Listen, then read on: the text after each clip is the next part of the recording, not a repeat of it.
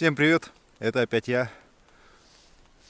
Я, как вы видите, в красивейшем лесу, на красивейшей реке зимней.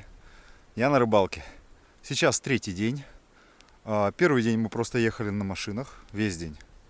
Ну, по материковским меркам мы примерно как от широты Краснодара, вот мой город, в котором я живу, он на широте Краснодара. Вот это место на широте Москвы. То есть мы, грубо говоря, от Краснодара до Москвы махнули. И второй день мы ехали на снегоходах весь день. Я вот сейчас вот немножко такой в растрепанных весь чувствах. Это вот от вчерашнего дня на снегоходах. Накопались на всю жизнь вперед. А сегодня уже третий день, полноценная рыбалка. И у меня уже есть чем похвастаться. Эта рыба называется ленок. Ленки есть разные. По-моему, там их два вида. Тупорылые и острорылые. Тупорылый, конечно, звучит не очень корректно по отношению к этой красивой рыбе. Но вот у этого рыльца тупое. Отсюда делаю вывод, что он тупорылый. Это где-то 6-я лунка, которую я пробурил на предыдущих 6.0. Вон там вот видно снегоход моего напарника Антона и палатку в лесу. Ее покажу чуть попозже. После поимки ленка прошло где-то около 20 минут. То есть 20 минут почти ждал поклевку. Пробурил еще 5 или 6 лунок. И вот наконец-то дождался поклевки вот этого красавчика. Рыба называется хариус, а конкретно подвид, по-моему, нижнеамурский. Ну и, как по мне, так он гораздо красивее сибирского хариуса. То есть весь такой переливы, гигантский плавник. То есть у сибирского он только в длину хорош, а здесь еще и в ширину. Очень красивая рыба. Ну, рыбалка пока тяжелая, рыба просто так не дается, но я не сдаюсь. Просидел я на реке еще часа два, пара невнятных поклевок. Вот получается хариус, ленок и все. Вот видите, как мы тут все изъездили на снегоходах, все избурили, рыбы пока не видно. А вот здесь видно, как мы вчера приехали ночью, застревали, копались. Вот тут все в следах. Прорывались с боем, так сказать. Вот Антон колет дрова.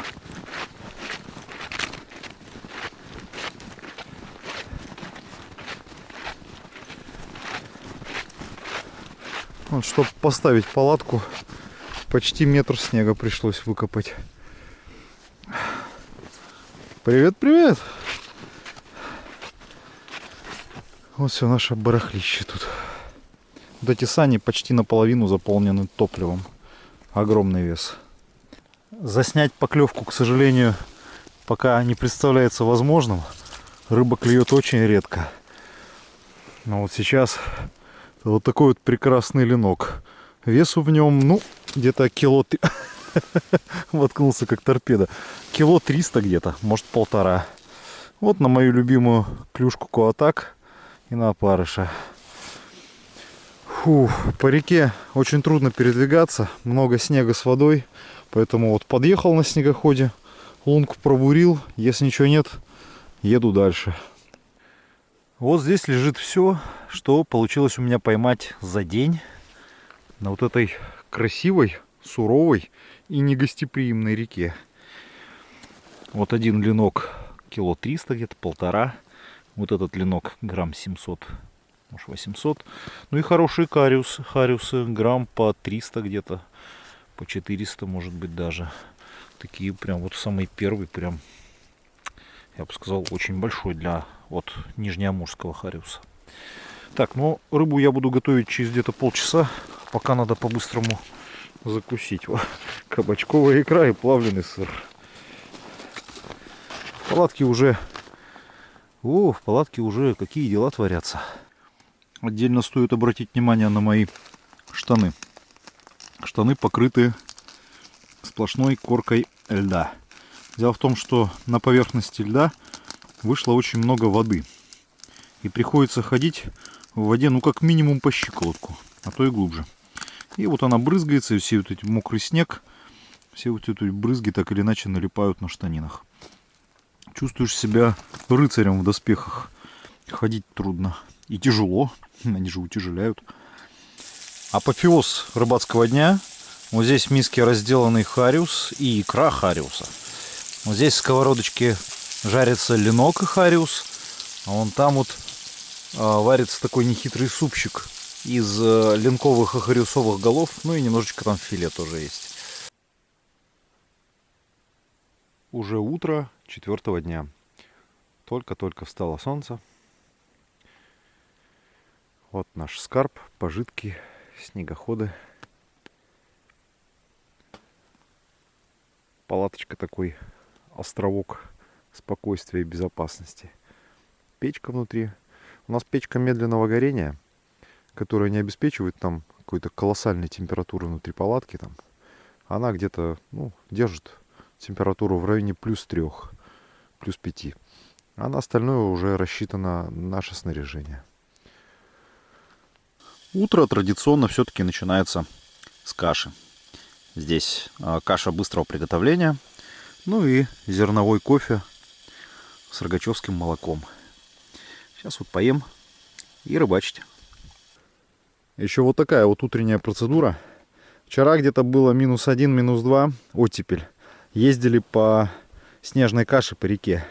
Вся эта каша набилась, сейчас замерзла. Поэтому, чтобы поехать, нужно вот киянкой выколачивать сейчас весь лед. Антон Саныч уже свое все почистил, стоит довольный. А я вот сейчас буду париться, пыжиться. Рыбалка тут довольно сложная. Он и за снегоходом, и вбок от него, и перед с ним. Все разбурил, ничего не поймал. Вот на эту лунку пришел один маленький ленок. Больше никто не торопится клевать. То есть мой КПД чрезвычайно низкий. Хожу много, бурю много, ловлю мало. Либо не нашел еще то самое свое Эльдорадо. Главное не опускать руки. И вот рядом с ленком следы. Скажу так, я в следах-то животных более-менее разбираюсь. И следы мне не знакомы. И я предполагаю, что это, возможно, росомаха. Росомаха — это неприятно. То есть следы определенно крупнее лисьих. Это однозначно не выдра. Больше у нас никого такого крупного на Сахалине-то и нет. То есть это, могла бы быть теоретически собака, но след, сам вот отпечаток лапки не собачий. Росомаха — это очень неприятно, это агрессивный зверь. Поэтому вот то, что сейчас у меня дробовик в снегоходе, это с одной стороны радует, но с другой стороны успею ли добежать до дробовика.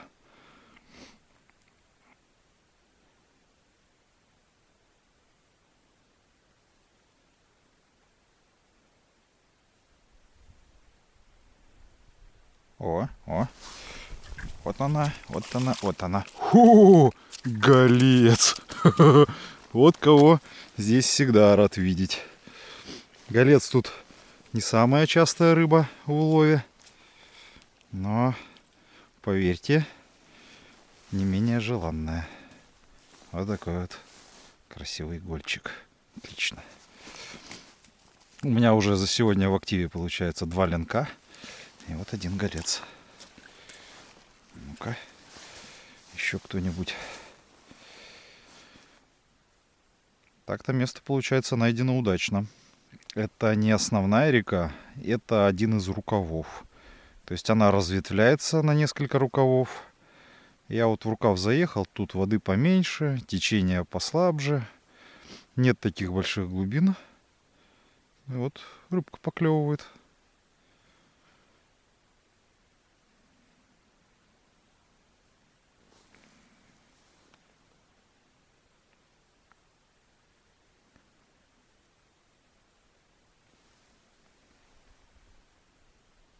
О,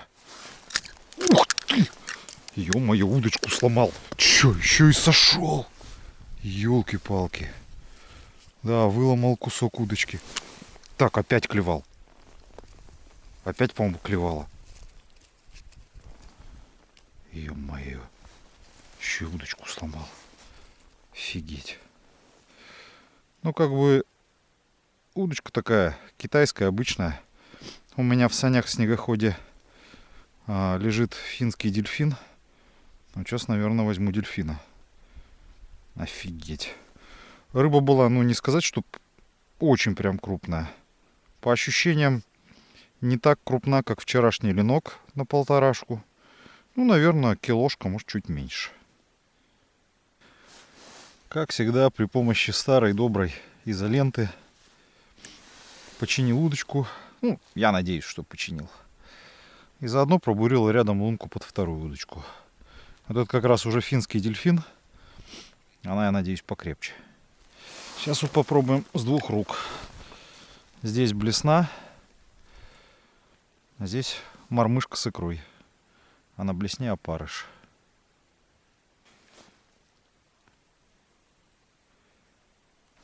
О! Хо! Хрюзок. Отлично. Не отталкивайся, братишка. Сейчас мы тебя... Отлично.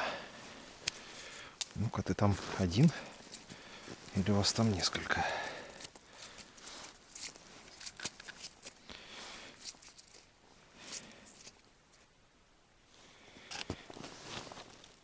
О. Это кто? Ой-ой-ой-ой-ой. Мальчики и девочки. Это... Мне сейчас даже страшно это сказать. Это сибирский таймень. Ё-моё. Никогда в жизни не ловил сибирского тайменя. Охренеть. Это первый мой вот в жизни сибирский таймень. Ну, таймешонок, разумеется. Давай, плыви, глупыш. Плыви. Давай. Я тебе кусочком льда сейчас помогу. Оп. Что-то я ему не очень помог. Все, развернулся, уплыл. Ого-го. Я ехал, я не ожидал, что я здесь продолжу счет своим новым видом рыб. Но это случилось. И сам этот факт приятен. Вот это поворот. Таймешонок, это, конечно, это что-то. Сахалинского тайменя я ловил. Большого ловил, очень большого ловил, маленького ловил, много. Очень много ловил. А вот сибирского первый раз в жизни. Ленок, как и многое другая рыба, боится камеры. Она знает, когда включена камера. Только вот включил камеру, перестает клевать. Только выключишь, бабах, сидит. Вот сейчас вот 2 подряд небольших леночка поймал. А рядом мормышка с икрой. К мормышке с икрой 0 внимания. Весь интерес вот блесенка с опарышем и с искусственной икринкой. Вот такая вот рыбалка. Ну вот в кои-то веке леночек позарился и на икру. А до этого икра вокруг как бесприютная стояла, никому не нужная. Ну, улов потихонечку растет, это хорошо.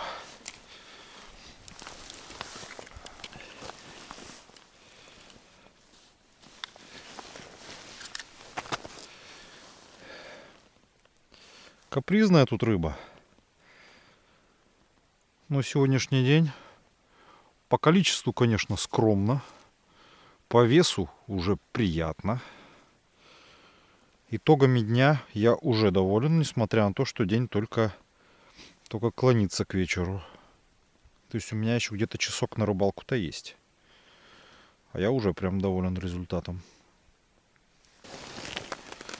Ну, как итог дня, я поймал 4, 5, 6 некрупных леночков, 1 гольчика и 1 хорюска. Я считаю, успешно. Ну, еще на всю вот эту рыбу было примерно где-то 10 пустых поклевок со сходами. То есть, ну вот, грубо говоря, вот, наверное, такая какая-нибудь рыбка хватает, но делает это нерешительно и соскакивает. Поэтому вот больше, ну иначе я не могу объяснить такое большое количество сходов. Я сейчас попробую еще по дороге забуриться, мало ли. Но так уже вон, солнце потихоньку заваливается, времени на рыбалку мало. Утро на реке, луночки. Вон самая первая рыбка была, леночек. Это где-то было часа полтора назад, наверное. А вот сейчас вот рыбка хариус. Еще вот минуты две как из воды достал, а он уже почти заледенел. Мороз такой трескучий. И между вот этими двумя рыбами у меня где-то 6 или 7 сходов было. И один обрыв мормышки. Там какая-то лютая рыба была. Раз 10 башкой тряхнула, мормышку отгрызла, уплыла.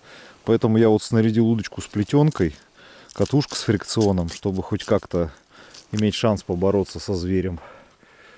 Морозяка, конечно, конкретная. Предыдущие дни была оттепель. Ну, где-то там было -2. А сейчас где-то, ну, все 17-20. По сахалинским меркам это холодно. Вот такой вот голубчик попался.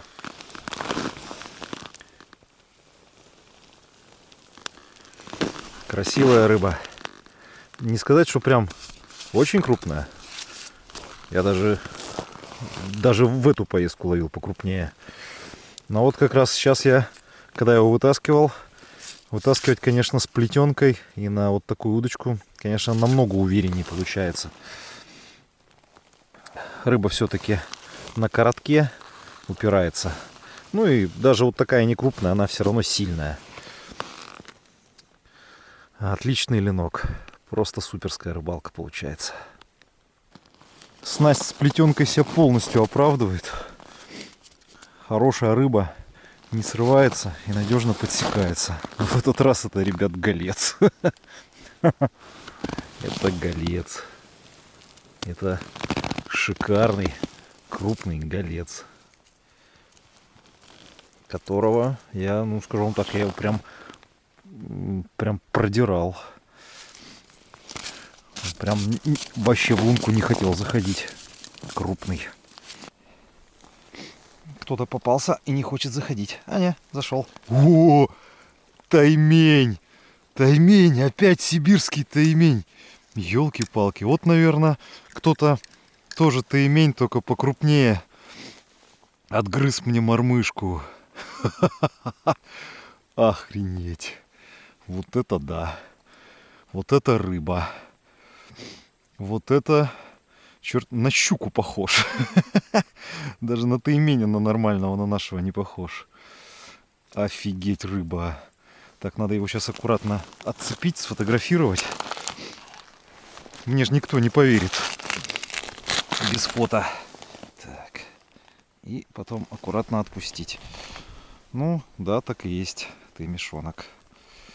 Поймал блесну на лету. Опа-на. Тише, братец. Давай. Оп. Все, уплыл таймень. Ой, дело сделано. Решил я тут поискать более рыбные места. Проехал вниз. А река вскрыта. То есть на ней даже, ну, надежных заберегов нет, с которых бы можно было порыбачить. А напоминаю, что там, где ловлю я, там лед, ну, бывает сантиметров 20, а бывает и на толщину шнека на всю. Вот я вот пробирался по лесу из-за этого. Да, такого я еще не видел. Сегодня, по-моему, 28 декабря. Вот видите, с этой снегоходной лыжи течет вода в прорубь. Это потому, что Антон Саныч изволили провалиться. Тут конкретно глубоко. И ехать тут, ну, вообще не сахар. Мой вон там стоит. Тоже ехал, боялся. Надо отсюда по-быстренькому как-нибудь свалить. Уже вечереет. Время подвести некий итог. Сегодня я день озаглавлю как день сходов. Сходов было, ну, больше десятка точно. И крупная рыба сходила, и маленькая. Не знаю, чем описать. Она сходила на разные приманки. Там где-то леска, где-то плетенка, где-то разная насадка. И там и на икру сходила, и на опарыша. То есть, возможно, просто рыба слабо кусала. Такая вот. Очень порадовал голец. И, разумеется, порадовал сибирский таймень. Просто вообще супер. Только ради одного и этого стоило сюда заехать. Антон Саныч сегодня герой дня, он стрелял по гусю. Зима. 28 декабря.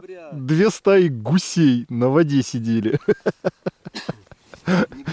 Если бы он этого ждал, возможно, мы бы сейчас кушали бы свежую гусятинку. Но он этого не ожидал совсем, поэтому будем кушать рыбку. Солнышко уже закатывается. Зимний день короток. По сути, он где-то с 9 утра до 5 с лишним вечера. Когда мы сюда приехали, тут вот вообще нигде ни следа, ничего не было. А сейчас вот такие матерые перекрестки. Все наезжено, накатано. Сейчас вот жду, когда оттуда приедет Антон. И поедем вон туда. Нас местный охотник позвал на чай. Мы взяли с собой печенье и сгущенного молока. На дворе, кажется, я немножко сбился со счета, по-моему, 6-й день. Я опять рыбачу, я вот запыхался, я бурил лунки. Я решил не особо мудрить, а сесть на старые лунки, на свои вчерашние, где я рыбу ловил. Вчера поговорили с охотником, он подтвердил мои выводы насчет росомахи. Росомаха тут ходит, ее много, и она ворует соболя у него из капканов. Поэтому не хотелось бы очень с этим зверем встречаться. Поэтому я ружье далеко от себя не убираю. И собака охотника, когда мы к нему заехали на чай, съела вот вчерашний улов с этих лунок из саней. Я прошляпил. Я раньше-то привык всегда прятать от собак, но уже давно дела с собаками не имел. Поэтому забыл, что они просто лопают мороженую рыбу.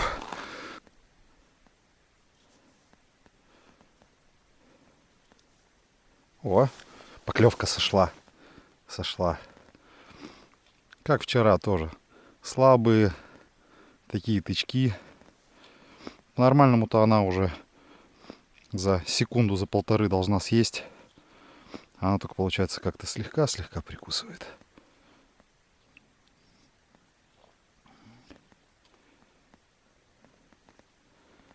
Но все равно хорошо.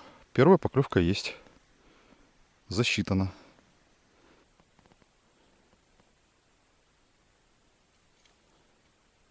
О, поклевочка, поклевочка. Давай, доедай, доедай. Господи. Маленький ленок. Маленький-маленький. Такого отпустим. Первая рыбка за сегодня. Очень деликатная поклевочка. Хотя у него здоровенная пасть. По идее, ты должен зажирать прям. Вот клюнула какая-то рыба, которую я не могу. Ай! Господи, сходы, когда это кончится. Ай. Ну, хорошо, хоть мормышку не отгрызла, а просто потрясла башку и сошла. Ай. Когда же все эти сходы прекратятся? Вот если бы не сходы, рыбалка была бы чрезвычайно результативной. Так я как бы просто считаю, что я порыбачил хорошо. Но вот эти сходы, причем ну, на разные приманки, разные мормышки, разные блесны, разная насадка, там где-то тампон из икры, где-то опарыш. И все вот так вот. Ну, как вы видели, рыба была достойного размера. То есть я ее протащить не мог. И по амплитуде раскачивания удочки, то есть когда удочка... Ой, поклевка, по-моему, была. Когда удочка раскачивается, по амплитуде раскачивания удочки можно понять размер рыбы, потому что это она трясет головой право-лево. И, разумеется, маленькая рыба не может дать большую амплитуду, благодаря тому, что у нее тело маленькое. То есть, а когда крупная рыба, она может трясти башкой право-лево, там с размахом сантиметров по 30, по 40. Поэтому вот по тряске удочки понятно, что рыба была хорошая. Ну, я так оцениваю, ну, может, двушник, наверное.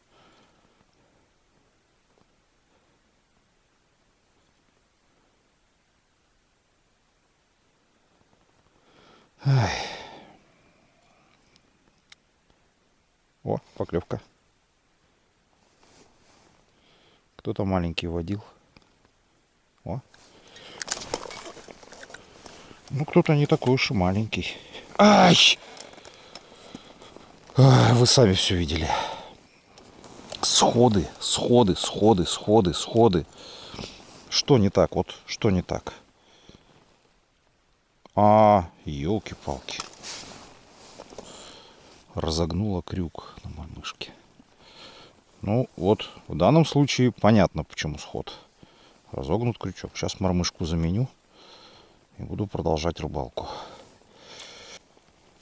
Все-таки домучил одного леночка. Клюнул. Ну, такого я уже беру. Это пищевой размер. Аккуратно клевал. И на удивление хорошо взялся. То есть крючок был четко в небе. Пришлось вытаскивать мне крючок. А так вот вчера, допустим, существенная часть рыб просто сразу на льду уже сама избавлялась от крючка. То есть очень ненадежно цеплялась. Кто-то очень крупный, кто-то очень хороший. О, все, завел лунку, завел. Отлично. Ай-яй-яй-яй-яй. Какой хороший. И подбагрился. То есть он даже клюнуть нормально не смог. Отличный ленок. Килограмм с лишним. Фу. Ну, пока, скажу я вам, ребят, вот рядом удочка с икрой, ну, так называемый икряной тампон. А здесь удочка с опарышем. И пока вот на тампон одна вот крупная поклевка, вы помните, а все остальные поклевки вот сюда, на опарыше. Ну, хорошая рыба, хорошая.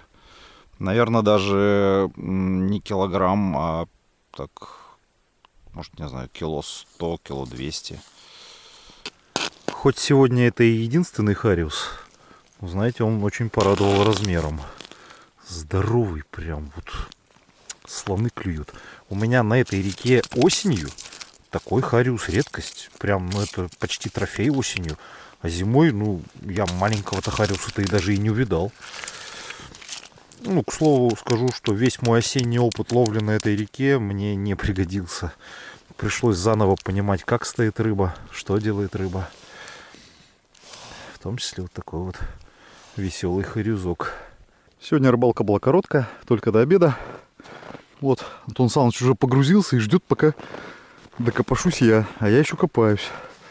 Вот следы нашей жизнедеятельности. Вот золу из печки вытряхали.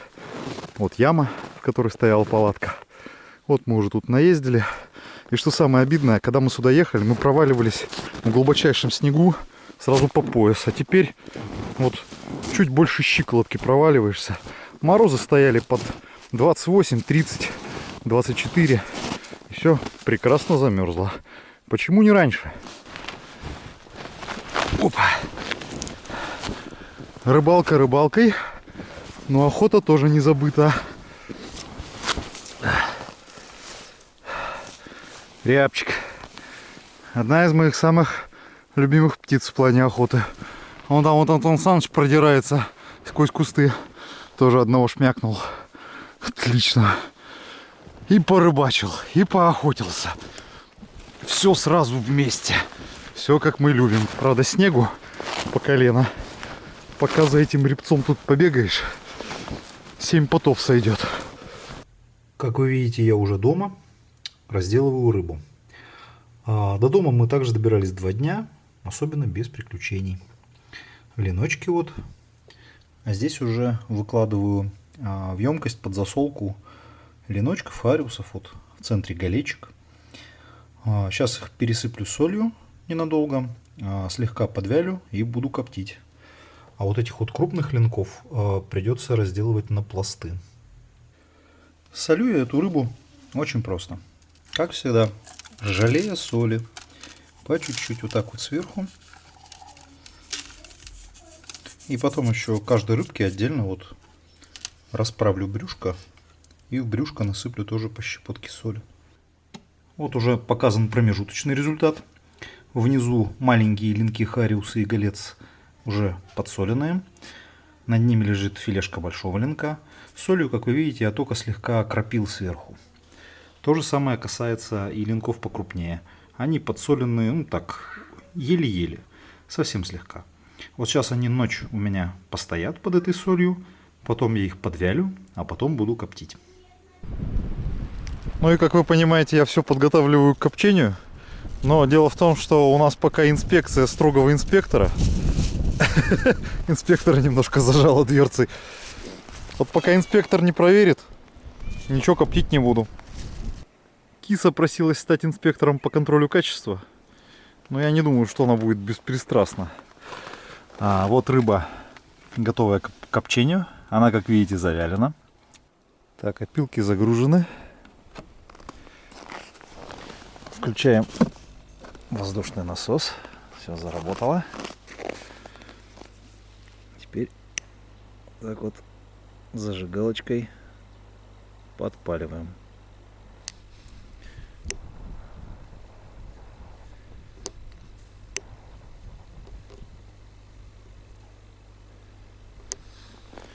Ну-ка, посмотрим, пошел ли дымок. Да, дымок потихонечку начинается. Сейчас разгорится и попрет. Ну вот уже разгорелось хорошо. Пора закрывать шкафчик. Вот на такие шпунечки.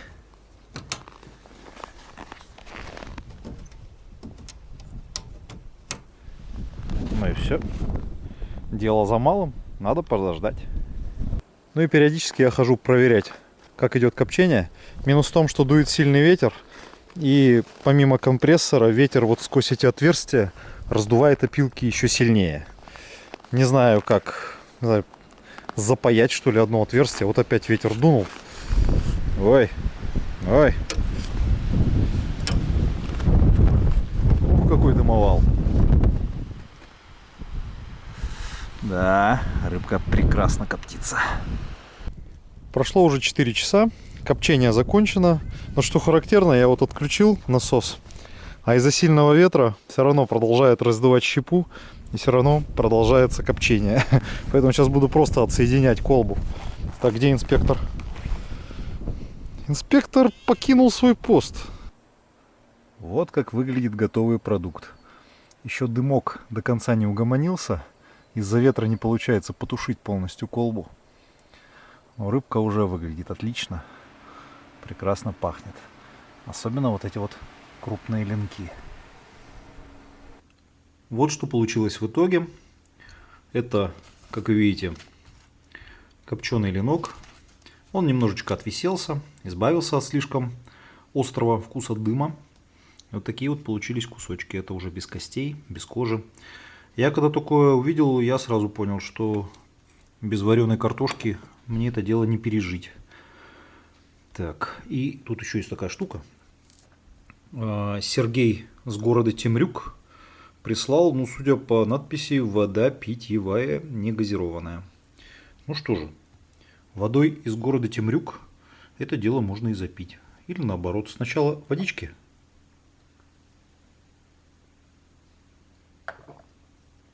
Ой, а потом рыбки. Ох и сладкая вода в Темрюке. Ох, хороша. И картошечки до кучи.